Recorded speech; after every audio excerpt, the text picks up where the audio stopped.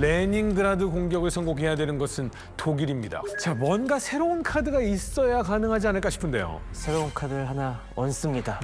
지금 레닌그라드를 끝낼 수 있는 좋은 기회야. 제3기갑 집단에서 1개 차량화 군단, 제39 차량화 군단을 북부 집단군으로 전속을 시킵니다. 이제 남쪽에서부터 그 철도를 갖다가 독일군이 하나씩 끊어갖고 점점점 목을 쬐는 겁니다. 이 39 차량화 군단이 차례 끊고 올라가서 드디어 라도가우스에 도달합니다. 저 라도가우스에 보면은 딱 슐리셀부르크라는 도시가 있지 않습니까? 그러면 저기를 차단했다는 것은 이제 레닌그라드를 향한 육상 보급로가 다 끊겼다는 거예요? 그렇습니다. 드디어 적을 점령함으로써 다 끊겼습니다. 그러니까 이제 레닌그라드 시민들도 굉장히 낙담을 했습니다만은 축구푸는 계속 정신 차려. 여기 뺏긴다고 레닌그라드 끝나지 않았다. 계속 독려를 해갖고 독일군이 여기서 거의 멈추게 돼요. 또 하나 문제가 뭐냐면은 저 바로 레닌그라드 앞바다에는 발트 함대가 있는 거야. 발트 함대가 함포 지원 사격을 하니까 이게 접근하기가 굉장히 까다로운 겁니다. 함대도 이게 방어를 거두는데 10월 혁명을 알렸던 호성을 올렸던 아브로라호가 그 네바강에 정박해 있는데 거기서 그 주포를 떼다가 지상 방어의 그 포대로 사용할 정도로 모든 걸 다 동원했던 거예요. 레닌그라드는 정면 승부로 내기에는 우리 피해가 너무 크다. 레닌그라드는 이제 우리가 봉쇄를 했으니까 말려 죽이자. 고사작전. 고사작전으로 돌입하게 되는 겁니다.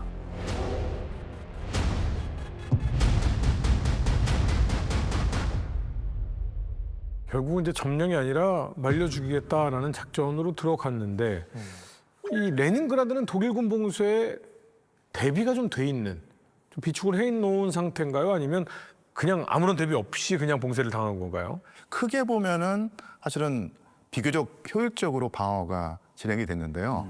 이게 워낙 그 독일군의 진격 속도가 빠르고 강력했기 때문에 사실은 그 계획대로 잘 되지 못하고 허둥지둥 되는 경우가 그 많이 있었죠. 그래서 봉쇄에 대비해서 식량을 확보해야 되는데 이 식량을 엄청나게 많이 축적해 놓은 이 식량 창고가 독일군의 포격으로 불타면서 엄청난 이제 고통에 시달리게 되는데요. 식량 창고가 폭격을 맞아요. 예. 근데 지금 상황을 보면 레닌그라드가 물론 오른쪽에 이제 열쇠는 막혀버렸습니다. 하지만 호수도 있고 바다도 있어요.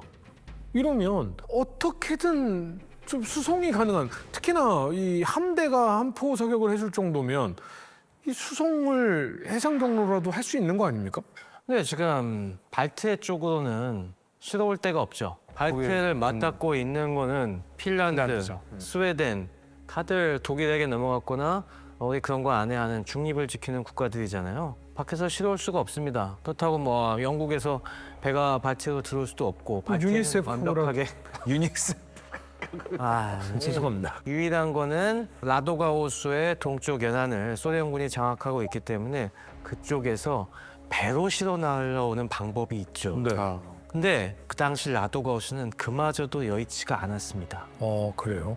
왜냐하면은 레닌그라드는 철도가 6개나 있을 정도로 철도 교통이 발달했기 때문에 라도가우스가 수상운송 인프라가 거의 없어요. 굳이 이용할 필요가 네. 배를 접안할 데가 별로 없네. 그냥 저기는 그냥 고기 잡는 정도만 쓰고 있었지 저기는 화물을 실어 나를 만한 접안시설 자체가 극히 부족했습니다.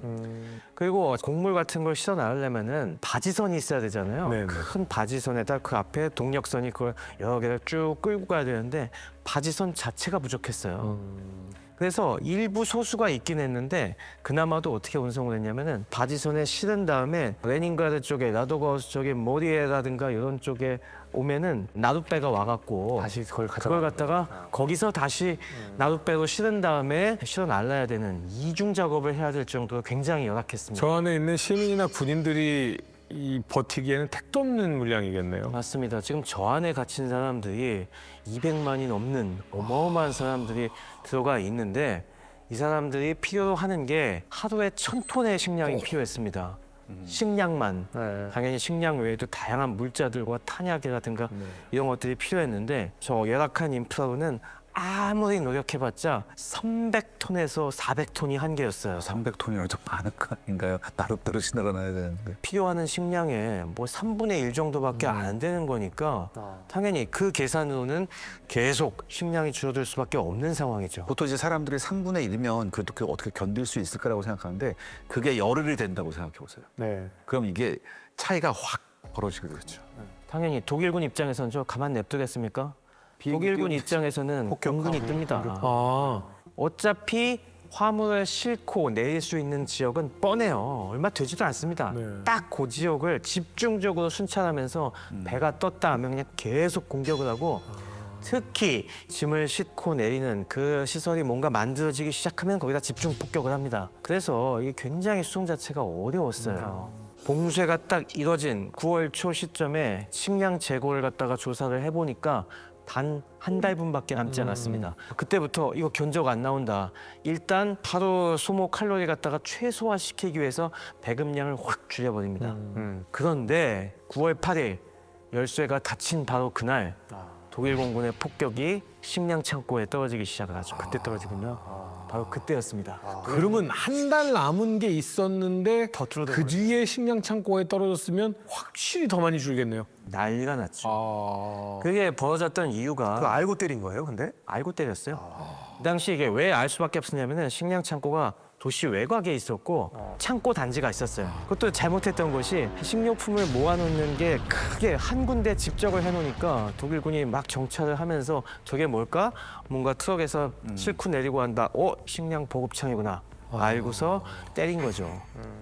그런데 이게 목재로 만들어진 건물이다 보니까 이걸 고의적으로 소위탄 공격을 합니다. 이게 그냥 불이 붙어서 활활 타게 돼요. 설탕하고 밀가루하고 기름 드럼들이 많이 있었어요. 여기 폭탄이 떨어지니까 이게 폭발을 했거든요.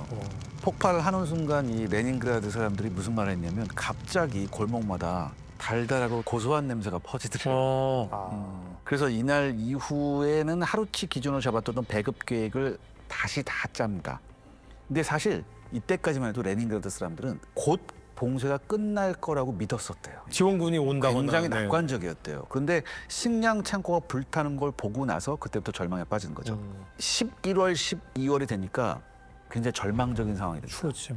그래서 비노동자와 아이들은 하루 125g의 빵을 받습니다. 125g이요? 제가 알기 쉽게 설명드릴게요. 초코파이 있죠. 초코파이 하나가 40g입니다. 그러면 하루에 한 끼에 요거 한 개를 먹는 거예요? 그러니까 초코파이 3개가 하루치 식량. 양으로만 나갔어요. 예, 무게로 칼로리가 아니라. 예, 무게로만 됐어. 그다음에 이것도 이른 새벽부터 줄을 서야 됩니다. 영하 30도의 어둠 속에서 새벽부터 사람들이 줄을 서요. 그다음에 이때 또 배고파가 생명이잖아요. 그렇죠. 잘못하다가 배고파를 잃어버릴 수도 있거든요. 그러니까 안쪽에 이렇게 꿰매놔요. 배고프고. 그래서 훔쳐 예, 뭐 이렇게. 예, 맞습니다. 빵도 밀이나 호밀빵이 아니라 보리뼈, 콩깻묵, 그다음에 셀룰로스, 그러니까 목재 섬유 같은 거 있죠. 이거에다가 메가 찌꺼기를 섞은 블로케이드 브레드를 한다고요. 이게 저렇게 질척한 빵을 이제 나눠줍니다. 그다음에 한겨울에는 일부 가정에서 이 벽지 풀을 긁어내요. 거기 전문이 있잖아. 전문가. 벽지를 이렇게 풀로 붙이잖아요. 그래서 풀은 녹말이니까. 풀 써서 이 벽지 바르잖아. 도배해봤죠.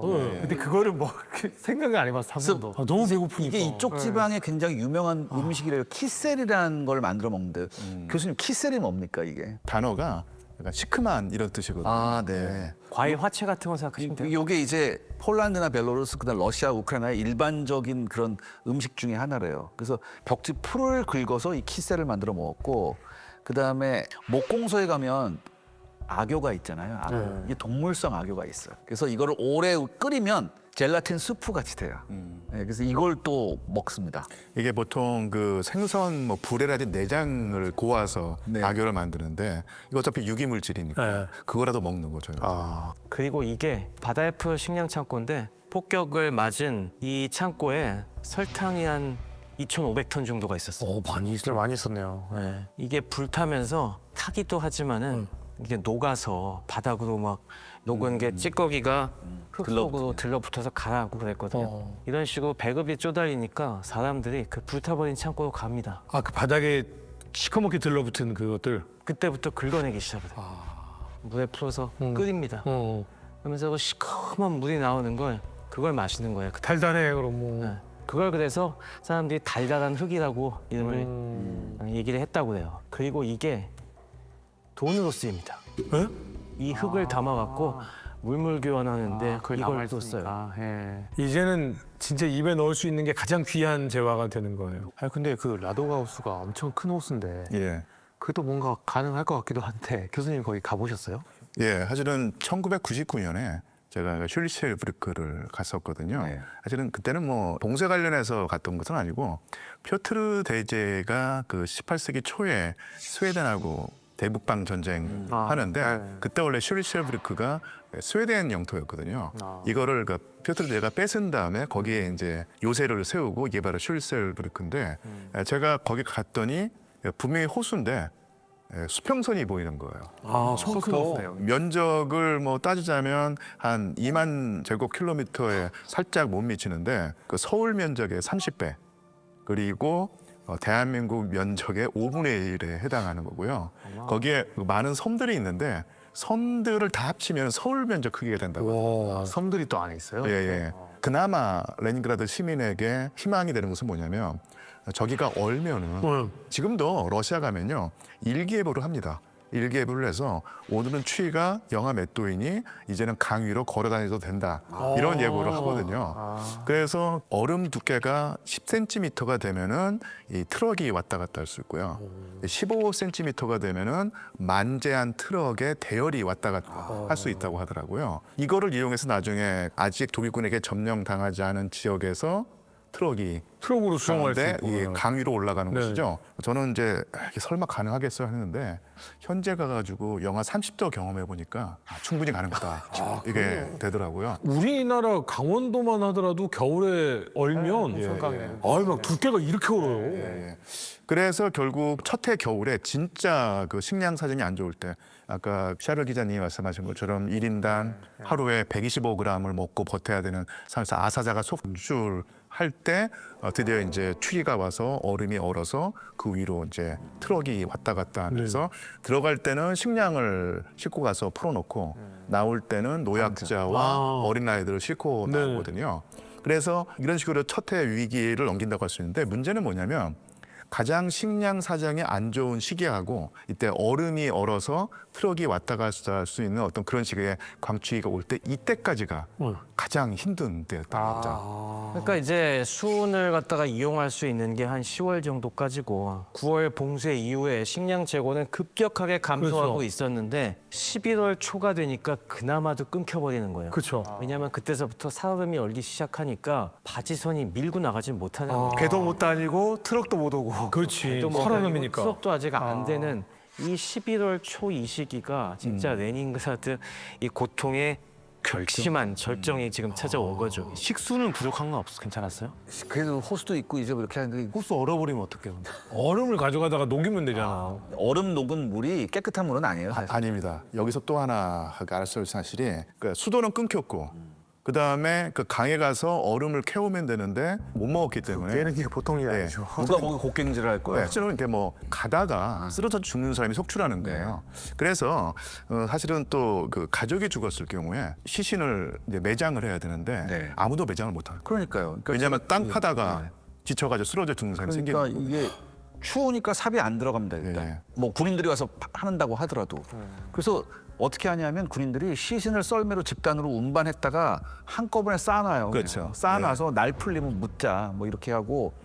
그래서 여기에 피스카려보 추모 묘지가 있다고 하는데 교수님 여기 갔다 오셨다고. 갔다 왔어요. 2번 다녀왔었는데요. 아무리 힘들지만 시신을 특히 가족의 주검을 매장해야 되는 거 아니냐라고 하는 생각했는데 아까도 말씀드렸지만 산 사람이 죽은 가족을 위해서 그 매장을 하겠다고 땅을 파다가 픽픽 쓰러져 죽는 상황이고요.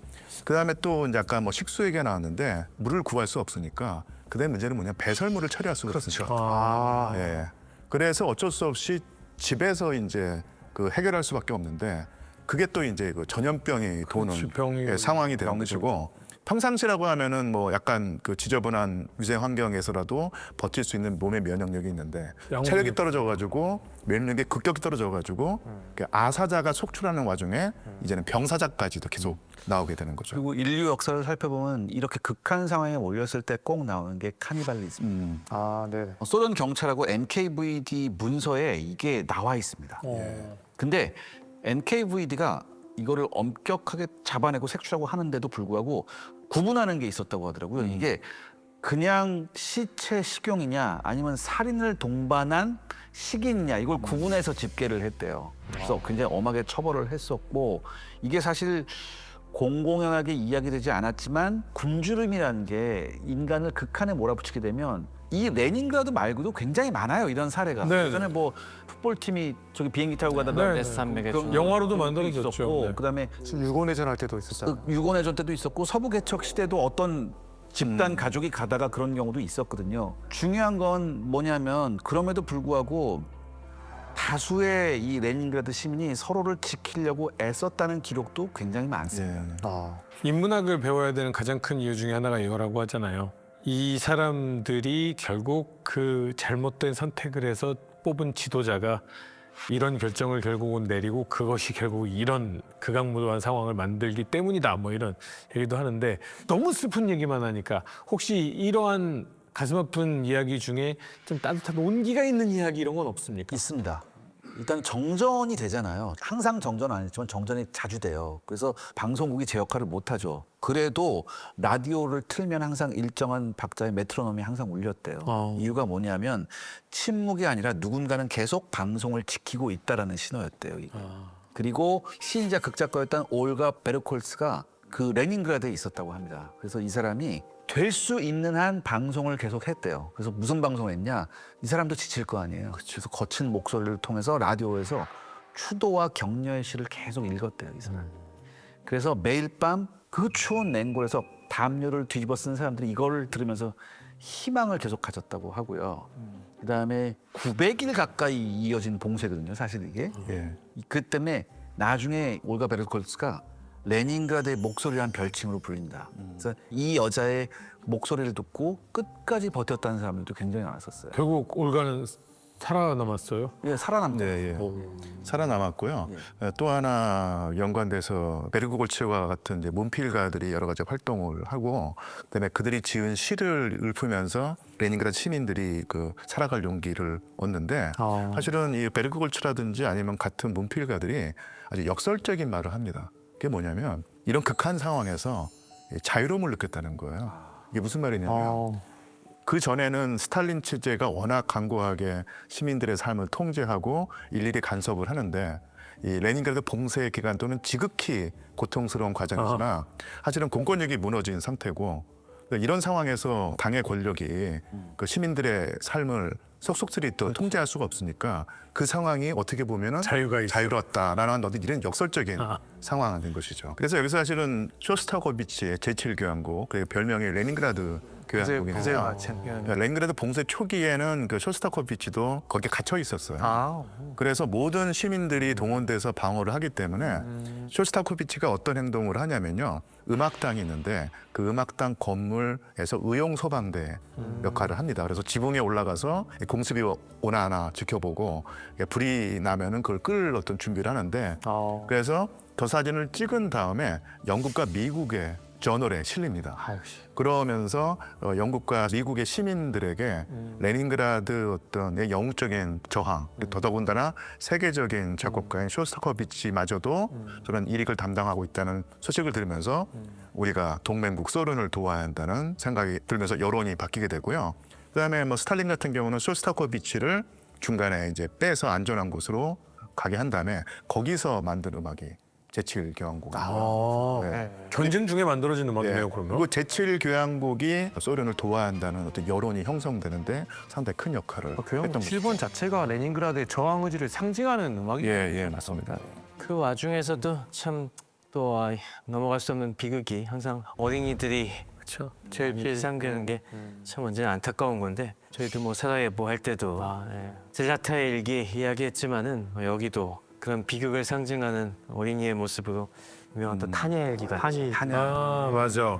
일단 1930년생입니다. 그러니까 1941년 봉쇄 당시에 11살. 정말로 전형적인 당시 그 봉쇄 동안의 가족의 모습이에요.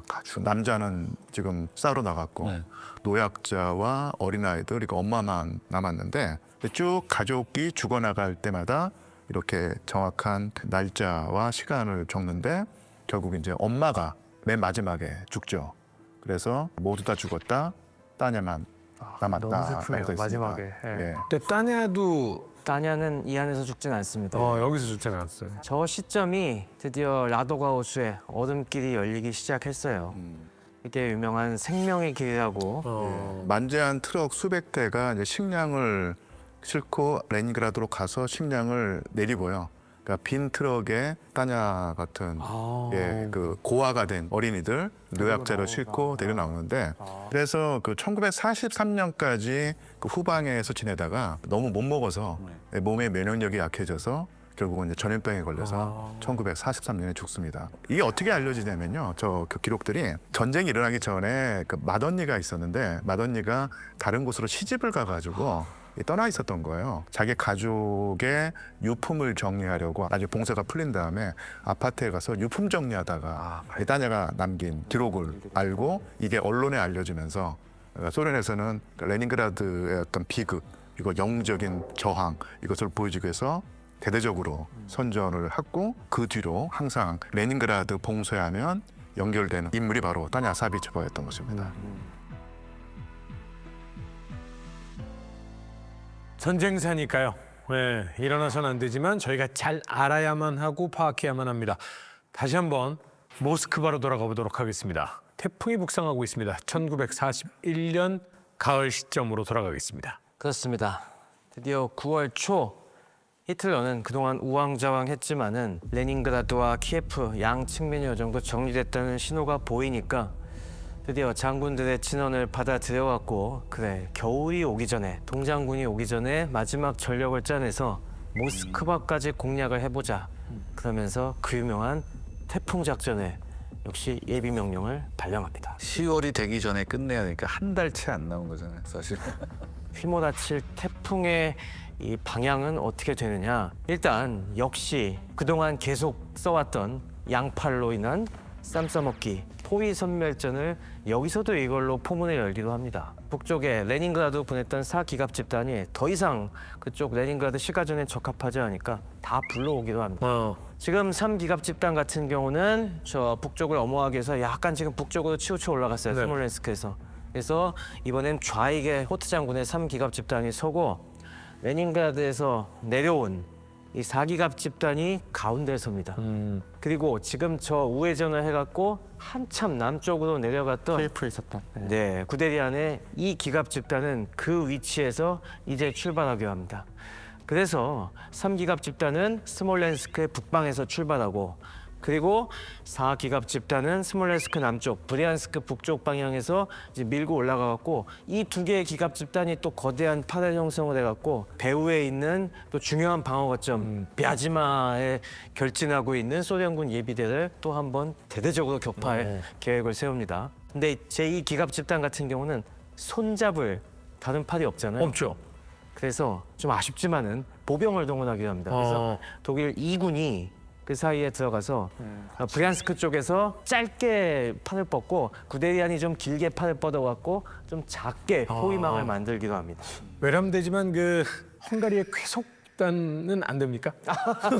여기 근처에 오지도 못했어요. 오지도 않았어요. 안 되는군요. 네. 근데 이게 정면이 되게 짧게 보이긴 하지만 사실 3기갑 집단에서 2기갑 집단까지의 거리가 쭉 늘리면 거의 한 700km 가까이 돼요. 700km요. 네. 700km는 부산하고 신우주 거리. 그러니까. 큰 땅덩어리고 이게 남북으로 그렇게 많이 쭉 펼쳐져 있다는 거고 네. 지금 전선에서 모스크바까지 주파하는데 필요한 거리는 한 300km 이상 남았습니다. 350 정도. 여지껏 주파한 거리를 따지자면 사실 얼마 안 남은 거예요. 네, 꽤 많이 왔죠. 거의 다 왔다라는 생각까지 들 정도로. 네. 네. 자 그렇게 해서 이 두 군데서 대규모 포위망을 완성해서 역시 모스크바 전면에 소련군의 방어 방어망을 완전히 뒤 흔들어 놓고 무너뜨린 다음에 그 다음에는 다시 갈라집니다. 다시 갈라져서 제3기갑 집단은 모스크바로 향하는 교통의 여지 중에 하나인 르제프를 거쳐서 북쪽에서 레닌그라드 방향에서 모스크바로 향하는 통로를 차단하면서 북쪽에서 남쪽으로 내리꽂고 네. 그 다음에 비아지마에서 그대로 계속 동진을 해갖고 모스크바의 서쪽 방어벽을 무너뜨리는 게 4기갑 집단의 임무이고 제2기갑 집단 같은 경우는 오리올과 툴라를 거쳐서 이 모스크바로 오긴 와야 되는데 저희가 지금 거리가 제일 멉니다. 그렇죠. 3기갑 집단이나 4기갑 집단은 그래도 대구에서 서울 올라오는 정도의 거리인데 저 남쪽에서 출발하는 거는 부산 이상에서 지금 올라오는 거리라서 사실 지금 가야 될 거리가 만만치가 않습니다. 걔네들은 거의 별도의 독립된 작전을 한다고 보면 되겠죠. 네, 그래서 이렇게 결국에 2개의 포위망을 완성해서 선멸시킨 다음에 그 다음에 3판을 뻗어서 모스크바를 3방향에서 목을 쬐는 그러니까 이게 진짜 핵심인 게 뭐냐면 사실 목표는 명확합니다. 모스크바까지 가는 거예요. 네. 확보입니다. 근데 그걸 가로막고 있는 게 소련군이잖아요. 그래서 여기서 소련군 주력을 섬멸하면 사실상 모스크바는 뚫리겠죠. 무혈 입성할 수 네. 있다는 거고 사실 이게 독일군 입장에서는 단 한 번의 군사 행동으로 전쟁에서 이길 수 있는 정말 마지막 기회라고 보시면 그렇죠. 됩니다. 완전 포위 선멸이 가능하다면 모스크바 무혈 입성이에요. 네, 마지막 그런데 기회예요 지금. 2, 3, 4기갑이 모스크바를 향해 가고 있습니다. 이중 창중으로 소련의 거의 모든 방어 라인은 모스크바를 방어하고 있지 않았나 이런 생각이 듭니다. 맞습니다. 지금 소련군도 이제 남은 목표 모스크바라는 걸 너무나 명백히 알고 있기 때문에 여기를 지켜내는데 이제 남은 전력을 쏟아붓기 시작합니다. 소련군은 이미 키예프 포위전에서 거의 70만 명 가까운 대피해를 입었지만은 어쨌건 시간을 버는 데는 성공했어요. 네.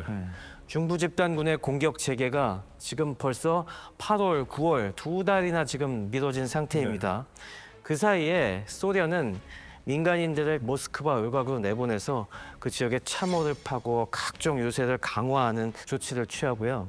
예비군 총동원도 당연히 실시합니다. 18세부터 45세까지의 남성들 중에서 손이 비는 사람, 별로 일하지 않는 사람들, 그리고 여성은 18세에서 40세 사이에 뭐 공장이나 뭐 중요 관공서나 이런 데 일하는 사람들 아니면은 다 삽들고 나와서 도시 내건 외곽이건 다 방어시설 만드는데 다 일하라고 명령을 합니다. 그야말로 진짜 총동원령이 내려진 거예요. 맞습니다. 어쨌건 그래도 인구가 많은 나라인 거는 사실이어갖고 개전 시에 소련군이 540만 명 정도 됐었거든요. 근데 이게 8월 말에는 이미 거의 700만 명 가깝게 소련군은 계속 늘어나네요. 네, 소집 동원 연령을 계속 확대하면 일단 계속 유입이 증가되는 겁니다. 키예프 포위전에서 70만 명이 날아갔잖아요. 네. 그래서 그게 600만 명 정도 쪼그라들었긴 했지만은 네. 여전히 전쟁 전보다는 많은 숫자인 거예요. 아니 소련은 그렇게 많이 잡혀갔는데도 아직도 600만이에요? 그러다 보니까 태풍 작전이 시작될 쯤에 되면은 이때 드디어 독일군 병력과 유럽 지역에 있는 소련군 사이에 병력 역전 현상이 발생을 합니다. 물론 뭐 질적인 면에서는 여전히 차이가 있죠. 독일군은 그동안 단련된 부대이고 소련군은 상당수가 이제 막 예비군 소집한 상황에서 예비군들만 편성을 해놓으면은 무슨 딴마을 먹고 그냥 도주하거나 그럴 확률이 높기 때문에 그래서 충성심 높은 엔카베데 부대들을 갖다가 쪼갭니다. 쪼개서 이들 예비군 사단들에게 혼합 편성을 해요. 그래서 우리가 영화 같은 데 보면은 저 시기에 소련군에서 장교들이 피도 눈물도 없이 장병들을 막 몰아붙이는 이런 게 많이 나오잖아요. 그게 엔카베데에서 배속된 장교들이 굉장히 많아서 그렇습니다. 그런 식으로 막 섞어갖고 이 사기를 갖다가 강제로 유지시키고 방어를 위한 이 머릿수는 어느 정도 지금 찬 상태였다. 그리고 그걸 갖다가 모스크바 전면을 지키는 서부 전선군과 그리고 그 남쪽을 커버하는 브리안스크 전선군, 이 양 전선군에 집중적으로 배치를 해갖고 북쪽으로는 르제프, 비아지마, 그리고 남쪽으로 브리안스크 쪽으로 이르는 이 일대에 전방 방어선을 갖다가 치기 시작을 합니다. 그러면서 이 지역의 방어를 맡기기 위해서 소련의 유능한 장교들을 갖다가 이제부터 좀 골라서 배치하기 시작을 합니다. 모스크바의 지금 서쪽을 막는 것이 서부전선군이었어요. 이 서부전선군은 스몰렌스크에서 비아지마, 모자이스크, 모스크바로 이어지는 가장 중요한 축선을 방어해야 되는데 여기에 사령관으로 새로 배치한 인물이 코네프입니다. 코니프도 앞으로 여러 차례 보게 될 독서전의 주코프 버건가는 명장인데 티모센코에서 바뀌었네요. 네. 티모셴코는 여러 차례 반격에서도 성과를 못 내니까 아예 이제 교체를 시켜버리고 그 남쪽에는 브리안스크 전면에 예료멘코가 그쪽을 커버하고 있었죠. 그리고 서부 전선군의 후방에 예비 전선군을 놓습니다. 새로 편성되는 예비군들로 해서 상황이 좀 급박하게 돌아가는 쪽에 배치할 수 있게 하는데 이거는 이 낭만파 부련리 원수를 거기다 배치를 합니다. 이 교수님이 좋아하는 또 부련리 원수가 등장을 했군요. 아직도 현역이에요. 그래서 이 3개 전선군에 이 최일선에 11개 야전군을 깔아놓고 그 뒤에 4개 야전군, 총 15개 야전군을 깔아놓고 총 병력은 125만 명 정도를 그래도 갖춰놨습니다. 그게 사실 2차 방어선이라고 생각하면 되는 거죠. 그렇죠. 네. 이 아포도 거의 7,600문. 여전히 그래도 물량이 좀 남아 있습니다. 전차도 990대. 안 놀라워, 안 놀라워. 거기라고 차이가 뭐 안 나네. 3,500도 있을 때도 있었는데 뭐. 네. 그러면서 이 부대들이 앞에서 아직 강력한 적이 있겠지만은 여기서 좀만 버티면은 우리의 든든한 진흙장군과 동장군이 오신다. 지원을 최대한 해라. 그러면은 우리가 너네의 희생을 바탕으로 더 많은 예비군을 소집해갖고 이 나중에 동장군과 함께 반격을 해주리. 이런 방식으로 나오고 있었던 거죠. 근데 저는 지금 이렇게 야전군도 이렇게 많고 125만이 버텨봤자 달라지지가 않았다면 바뀌지가 않는 거잖아요. 독일의 공군이 와서 폭격하고 기갑 사단들이 뚫고 지나가 버리고 크게 회전을 하면서 둘러싸고 결국은 포위 섬멸을 한다면 달라지지 않으면 소련군은 아무것도 못 막는 거잖아요. 그럼 이 새로운 방어 체계는 또 없는 거예요? 이대로 그냥 가는 거예요? 지금은 그 달라진 모습을 실험해보기도 어려운 상황이죠. 그냥 일단은 지연시켜야 된다. 모두가 러시아의 혹독한 겨울에서는 싸움을 잘 못한다는 걸 어느 정도 직감을 하고 있어요.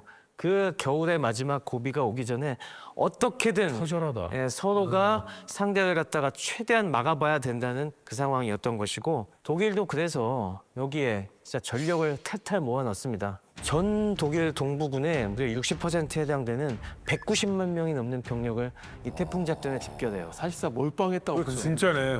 올인이네. 탈탈터랑. 모아서 190만. 드디어 시작됩니다. 태풍 작전.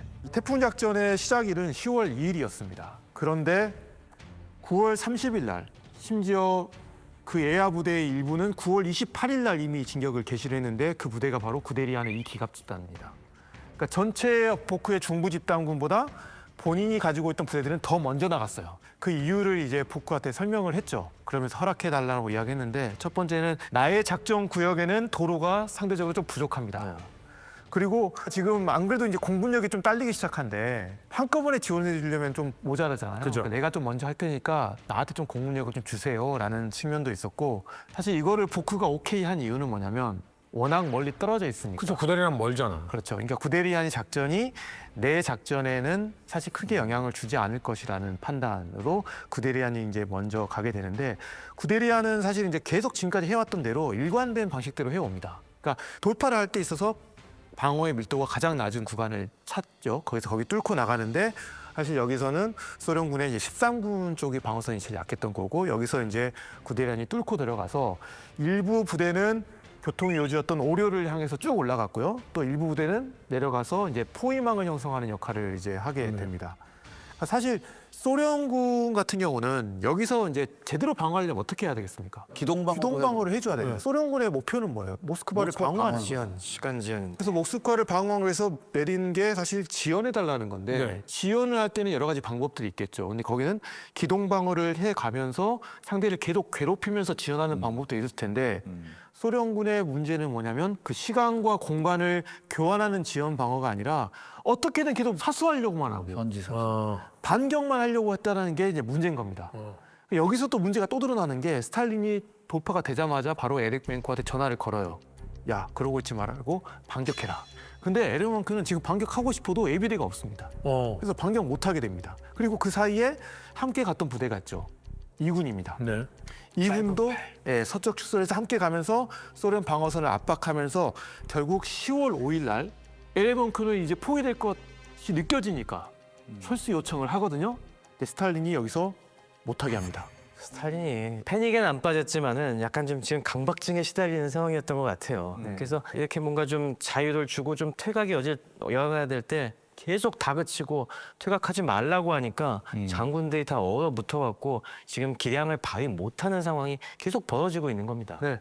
그래서 10월 6일 시점에 결과론적으로 LMF의 3개의 군이 이미 여기서 포위가 되게 됐고 사실 LMF 입장에서는 할 수 있는 게 지금 없는 상황인 겁니다. 그래서 구데리안의 이 브리안스크 쪽으로의 공세는 사실 크게 전선을 놓고 봤을 때는 먼저 공격했잖아요. 네. 그다음에 또 성과를 빠르게 냈잖아요. 네. 근데 그 과정 중에 소련군의 시선을 남쪽으로 끌어당기는 효과도 분명히 있었어요. 그렇겠죠. 그리고 실제로 이제 독일군의 태풍 공세의 본격적인 공세는 10월 2일 날 이제 바자마 쪽에서 시작이 됩니다. 그렇죠. 구데리아는 기갑사단하고 보병이 함께했던 협동작전이고 네. 이제 기갑과 기갑이 협동작전을 시작하죠. 3기갑 집단과 4기갑 집단이 가기 전에 거의 동시에 진격을 하는데 이 전에 이미 짧은 어떤 강력한 포병 사격과 그다음에 또 누스바페의 폭격이 이어지면서 여기서 이제 중요한 거는 이미 여기서 소련 군대의 또 사령부가 마비되는 효과를 또 가져옵니다. 그러니까 항상 비슷한 이봐 똑같을 줄 알았어. 네, 그래서 소련군의 방어선의 측방과 측면을 또 관통을 하면서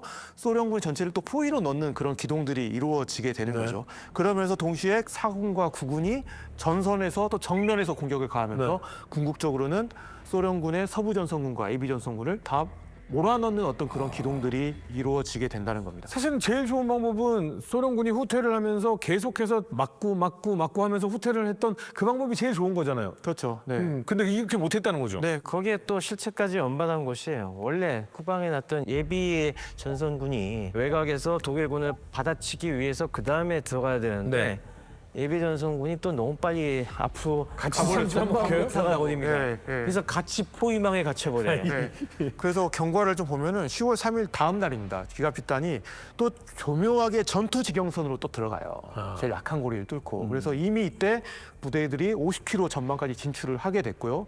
3일과 4일에 소련군이 그래도 이때 조직적인 반격을 가합니다. 네. 이제 서부전선군의 부사령관이 와가지고 나를 따르라 하면서 3개 소총사단이랑 2개 전차여단을 이끌고 조직적인 반격을 가해서 3기갑 집단의 측면을 공격했지만 실패합니다. 오히려 이런 역습 혹은 반격이 우리 편의 병력만 더 소모하는 그런 결과를 낳게 됐고 결국에는 예비전선군조차 또 튀어나오잖아요. 그러면서 뒤에서 사실 방어선을 구성을 오히려 해야 되는데 그럴 여유조차 없이 각 군과 사단들이 이제는 분절돼가지고 각각 고립된 대응을 할 수밖에 없는 처지가 됐고 여기서 코네프가 안 되겠을 것 같으니까 또 철수 요청을 합니다. 근데 스탈린이 역시 허락을 해주지 않고요. 10월 8일이 돼서는 이제 호트의 3기갑 집단과 헤프너의 4기갑 집단이 마지막에 서쪽에서 서로를 확인할 수 있는 지점까지 오게 돼요. 그 말은 뭐냐면 포위망이 이제 거의 다쳤다. 네, 완성된 시점이고 여기서 소련군 5개 군이 포위망에 갇히게 됩니다. 5개 사단이 아니라 5개 야전군이. 네, 야정. 이건 파멸인데 사실. 그렇죠. 여기 진짜 엄청난 성과, 독일 입장에서 성과인 거고요. 소련 입장에서 어마어마한 지금 파멸입니다. 지금. 이렇게 되다 보니까 이 두 개의 포위전에서 인상적인 결과는 올렸어요. 남쪽에 구데리안이 노렸던 브리안스크의 좀 작은 포위망에선 약 15만 명의 포로가 잡혔어요.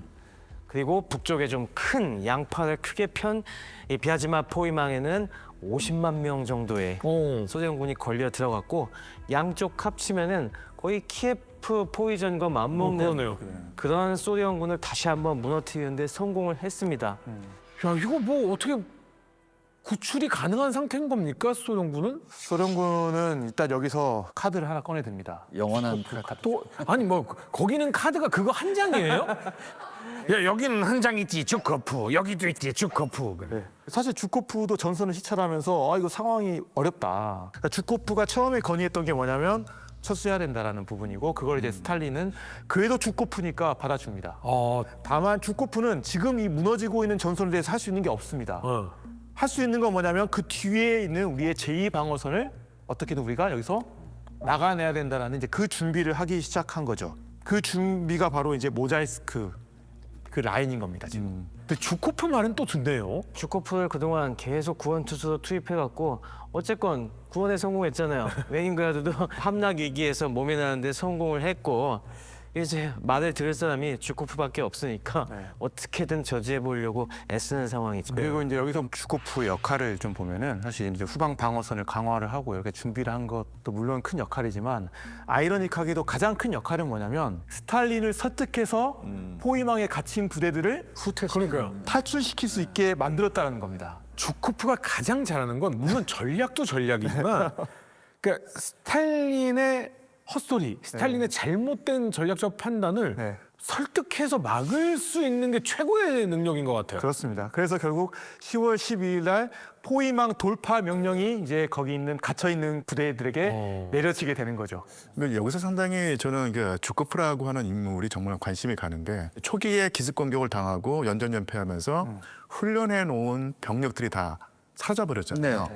그런데 항복을 할 수 없기 때문에 새로 또 신병들을 모집해서 보내는데 이 신병들은 훈련을 받지 못한 병력이니까 더 빨리 이렇게 무너지게 되거든요. 그래서 다른 또 신병들을 모아서 또 투입을 하는데 이들은 더욱더 훈련을 받지 못했기 때문에 더 빨리 무너지게 됩니다. 그러니까 이게 악순환이거든요. 악순환인데 어느 순간에는 이 악순환을 끊고 선순환으로 돌려야 되는데 그 일을 해냈던 사람이 주코프였던 것이고 바로 그 시점이 바로 이 모스크바 모자이스크 방어선이라고 할 텐데 이게 거의 뭐 군사 전문가들이 얘기할 때 이 악순환에 한번 빠지면은요 헤어나지 못한다는 거예요. 근데 어쨌든 간에 주코프가 이걸 해냈다는 것인데 이게 정말로 흥미가 가는 지점이더라고요. 그리고 이제 여기서 행운의 요소가 또 등장을 하긴 해요. 그게 제일 중요해요. 운장? 행운의 요소가 주코프가 아니라 다른 요소가 등장을 하긴 하는데 그러니까 독일군이 항상 가지고 있던 딜레마는 뭐냐면 기갑부대가 포위망을 잘 형성을 하는데 그 다음 어떻게 갈 것이냐입니다.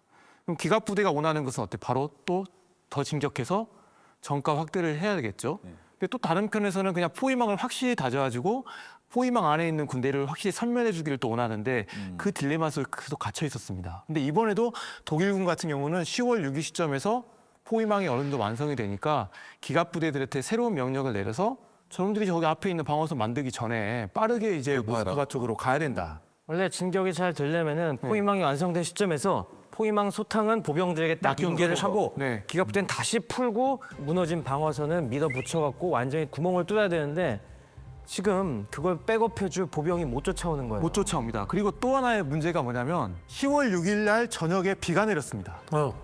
그리고 그날 밤에 그 비가 눈으로 변했습니다.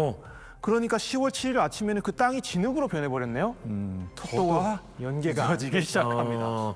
그러니까 기갑부대가 네. 적을 추격하지 못하고 그냥 그 자리에 앉아서 포위망 선멸에 계속 동원되면서 피해만 점점 커지는 거예요. 그렇죠. 그리고 여기서는 사실 소련군이 옛날 소련군하고 좀 다른 모습을 좀 보여요. 원래는 혼냈으면 지리멸렬하고 무너져야 되는데. 그러니까 포위망 형성하면 원래는 사실 그냥 도망치는 게 맞는데 뭐 사수 명령 내렸으니까 버티고 있었죠. 나중에 물론 탈출 명령을 내리긴 했지만요. 그래서 보통 포위망을 형성하면은 그 안에 있는 소련군을 무력화해야 되고요. 그 다음에 이제 포위망을 유지하기 위해서 보통 항공기나 아니면 포병이나 기관총 같은 거를 동원해서 안에 있는 집중 사격을 강하는데 그냥 무작정 할 수 없잖아요. 그러니까 보통은 도로의 집결 지점이나 아니면 숲과 마을에 흩어져 있는 부대들을 보고 관측하고 공격하거나 아니면 마을을 공격하거나 이런 식으로 집중해서 공격을 하는 편입니다. 그러니까 우리가 생각하는 여기서 핵폭탄 떨어뜨린 거 이게 아니에요. 그렇죠. 그러니까 사실 시간이 어떻게 보면 많이 걸릴 수밖에 없는 작업인 겁니다. 근데 문제는 여기에 있는 부대들이 즉각적으로 내 전투력이 상실된 상태가 아니라는 거죠. 아니라는 겁니다. 그리고 일부 부대가 지휘관을 중심으로 해가지고 비교적 조직적인 저항을 이어나가기도 하고 또 일부 부대는 독일군의 포위망을 돌파하려는 시도가 있는데 이런 국지적인 전투들이 계속해서 이루어지면서 그 과정에서 독일군은 막대한 병력과 화력을 또 동반해야 됐고 사실 원래는 모스크바로 직공해야 될 많은 부대들이 무려 28개 사단이 이 안에 있는 소련군 소탕에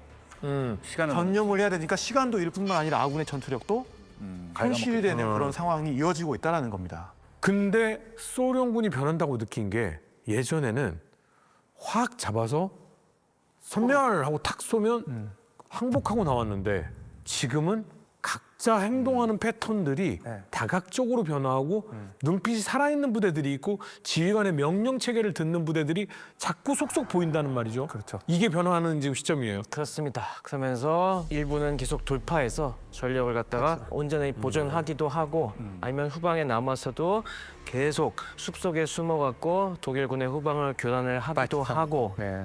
그리고 이제 전방에 나타나는 부대들도 독일군이 그 전에 공격해오는 거에 이제 당황해갖고 그냥 패닉에 빠져서 도주하는 게 아니라 이제는 조직적으로 반격을 하는 그런 조짐이 나타나기 시작해요. 그리고 그거를 그냥 하는 게 아니라 바르바로사 작전 초기에 독일군을 그렇게 공포에 떨게 했던 T-34와 KV 같은 신형 전차를 가지고 이제 그런 역공을 해오는 일이 드디어 벌어지기 시작합니다. 그리고 총살 안 당하는 주코프가 대장이고. 그렇죠. 이게 되게 저는 궁금해지는데 이제 우리가 항상 학습 곡선이라는 걸 이야기하잖아요. 그러니까 소련이 이제 학습 곡선에서 뭔가 상승 곡선 이제. 이제는 뭔가를 좀 알게 되는 이 그렇죠. 시점이 되는 겁니다 지금. 그리고 전투에서 살아남은 장군들, 전투를 경험해 본 사람들이 자, 주코프 장군이면 우리 안 바뀐다. 스탈린도 주코프 말은 듣는다. 그리고 우리 T-34 쓴다. 독일군도 이건 무서워해. 라는 여러 가지 호재들이 뭔가 따뜻한 봄바람이 불기 시작했습니다. 그리고 독일인들은 나 발이 안 나와. 과연 전쟁은 어떻게 바뀔까요? 가장 뭐니 해도 쇼크 중에 으뜸 쇼크는 바로 T-34 쇼크입니다. 빠르기만 하면 죽는구나. 그러니까 어떻게? 빠르고 단단하다. 맷집을 견디면서 우리는 강력하게 뿜어져야 된다. 이렇게 판단되겠다. 바로 이때 이 무첸스크 전투에 T-34 쇼크를 선사해준 제4전차여단장 카츠코프 대령이었어요. 아, 유명하죠. T-34들이 확 튀어나와갖고 독일군 전차들 막 공격을 하는 겁니다. 치고 빠지기를 반복하면서 괴롭히니까 전진을 못하는 겁니다. 이제 소련이 싸우는 방법까지도 터득하고 있다. 소련 T-34 전차를 잡을 수 있는 급조한 무엇인가가 필요하다고 해서 대전차 자주포들이 나오기 시작합니다. 아, 저렇게 생긴 것들이 이제 등장하는 거구나. 그렇죠. 독일군 기갑부대의 거의 절반 이상이 이런 식의 전차 킬러로 변합니다.